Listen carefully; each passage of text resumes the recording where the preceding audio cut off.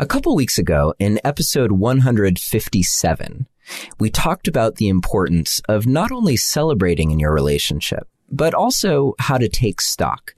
How to take stock of what to celebrate, and also how to take stock of what you want to improve.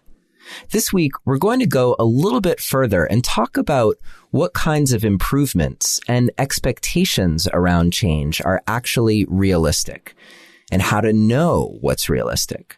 And I'm going to do my best here to be really efficient because, well, there's not a lot of time in a week, right? So let's get right to the heart of the matter. It's my goal, of course, for this podcast to be really helpful to you in your quest to have a thriving relationship. If Relationship Alive is making a difference in your life, please consider a donation to help ensure that we can continue to be here week after week. And we just celebrated 3 years of being here each week to tackle some aspect of having a better relationship. To choose something that feels right for you, please visit neilsatin.com/support or text the word support to the number 33444 and follow the instructions. And this week, I would love to thank Robert, Eleni, Timothy, Lynn, Karina, Stephen, David, and Angie. Thank you all so much for your generous support of the Relationship Alive podcast. Okay, let's get on with the show. Hello and welcome to another episode of Relationship Alive. This is your host, Neil Satin. So once you've listened to episode 157 and taken stock, where do you go from there? What's realistic to expect in terms of things changing between you and your partner? This is an important question to be asking, actually, whether it's just a simple thing that you're hoping will shift, something like finding more time to connect on a weekly basis, or something bigger, more systemic, like running your household more smoothly or incorporating regular vacations into your life, etc. Because it can feel like it all needs to happen now, right? Except how much of it can change and when will it be able to change by? Those are the questions that you need to answer now to the best of your ability as you move forward. This approach is something that I recommend you do whether you're in a relationship or not. It's helpful to look ahead and think about what might be possible and by when, so that you don't get stuck by taking on too much at once or without having an accurate way to measure your progress, which is something else that we spoke about in episode 157. So this is a process that, for the moment, you're going to go through on your own. Eventually, it would be great for you to be able to have this conversation with your partner or with the other people in your life who are impacted by your desire to change or to change your life. And when it comes time to communicate about it, you might consider using the communication jujitsu that you'll find in my free guide to my top 3 relationship communication secrets. Have you picked it up yet? It will help you navigate a triggering topic and stay connected to your partner while you do it. And do you know what's a triggering topic to take up with your partner? Talking about what's got to change. Yep. So to pick up that guide, if you haven't yet, just visit neilsatin.com/relate or text the word relate to the number 33444 and follow the instructions. Okay, back to the process. By the way, feel free to adapt this as suits you, but the basic premise is this. You're looking at your list of ways that you imagine your relationship improving. What does it look like in the future when this change has happened? And what changes are required for this to actually happen? Now, you might take a moment here to write down a few different paths to the same end. So as an example, let's just say you're dealing with something like, I'm tired of cooking dinner every night. I don't want to have to cook dinner every night. So you envision a future where some nights, instead of cooking dinner, you actually just sit back and soak your feet in a nice warm bath and massage coconut oil into your tired hands and listen to your favorite podcast, Relationship Alive, while the dinner's being made. Sounds great, right? Well, one way to get there might be for your partner to cook dinner several nights per week.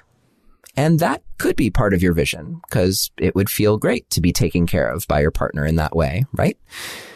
But what if your partner hates cooking? Is it realistic to think that they're going to change and start loving to cook? I mean, it's possible, sure, especially if they know how important it could be for you to be treated in that way. I mean, maybe they're just afraid of some aspect of cooking and could learn more about it, get over their fear, get more fluent in the language of cooking, and actually enjoy it. Sure, that is possible for sure. But are there other ways that the dinner could get made without you being the one to do it? So what if, for instance, you agreed to get takeout on some nights? Or what if you agreed to use some meal service like Green Chef or Hungry Root to make meal making really easy for your partner or for you for that matter? It might alleviate some of the burden of having to cook. Or what if you did a meal exchange with nearby friends so that some nights you just made twice as much food and dropped it off for them the next day and they did the same for you?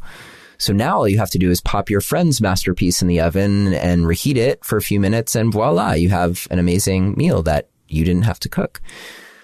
Or if it's in your budget, maybe you hire a chef to prepare meals for you at the beginning of each week. So all you have to do is reheat them as the week goes on. And that way you even have to do less cooking.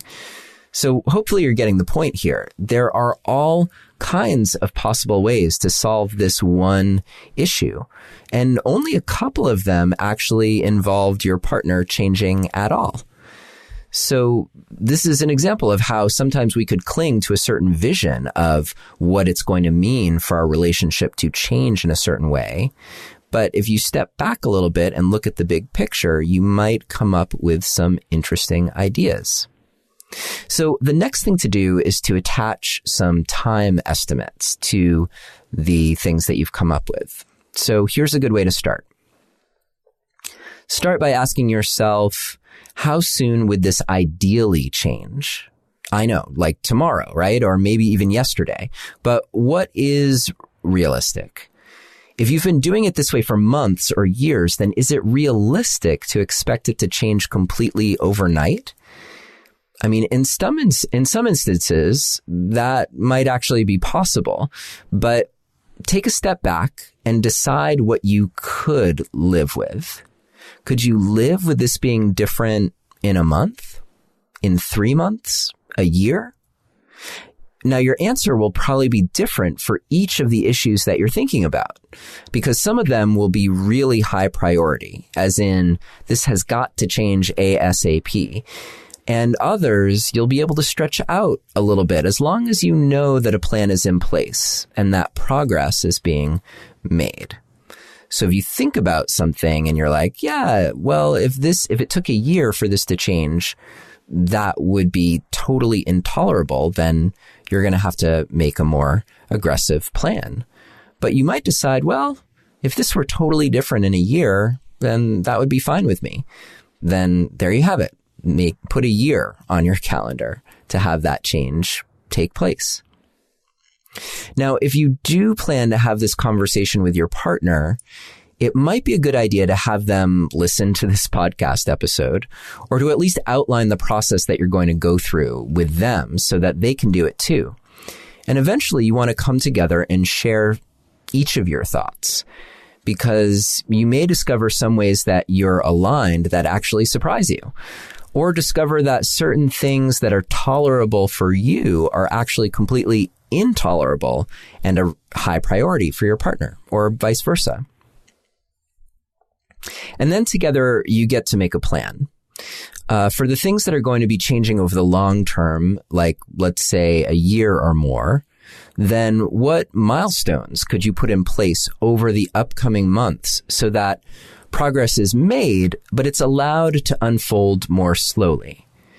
And for the things that need to happen soon, can you actually get resourceful? And as I said earlier, think outside the box for ways to implement the change. And that might be getting outside help and resources so that it's not all on you. So that if you're changing, you get support in your changing along the way. You may not be that you always need someone else there to help you out, but it might help you get off in the right direction. So, of course, this is a place where getting a coach can come in handy, as coaches hopefully specialize in helping you take action to change the patterns and habits that have resulted in your being where you are right now. I mean, if you were capable right now of doing things differently, then you'd be doing it differently. I'm not saying that you're not capable. I'm just pointing out that there's growth required. And even if you're like a gardener and you're doing all the fertilizing and the weeding and the watering, well, you still need the sun to shine, right? Or you need the power plant to keep your grow lights glowing. There's nothing shameful in leaning on others. In fact, it could be just the boost that you need to get out of the rut that you're in. And no matter what, as we've talked about on the podcast before, we are in a web of support from the world around us. You're never not in relationship with the world and with other people who are actually helping you. And speaking of, if you're looking for problem-solving ideas or questions about what's realistic, this might be a time to talk to other people about those things. So you can ask friends or people you trust. Or if you're on Facebook, you can ask the other members of the Relationship Alive community, where we've created a safe space to talk about things just like this. So just search for the Relationship Alive community on Facebook. The point is, you're surrounded by people who ultimately want to help you. And many of them are better at just the things that you or your partner suck at. So this doesn't mean that you should be with someone else. It just means that you can enlist their wisdom or energy to help you make the shift. And then when you and your partner have some momentum, you can just take it from there.